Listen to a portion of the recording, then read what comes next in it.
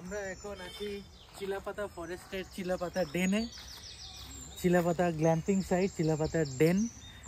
দিলীপ দার এটা property and collaboration with বাবলুদা।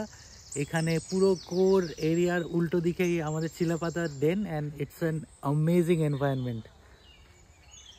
আপনারা কিন্তু নিশ্চয়ই আসবেন।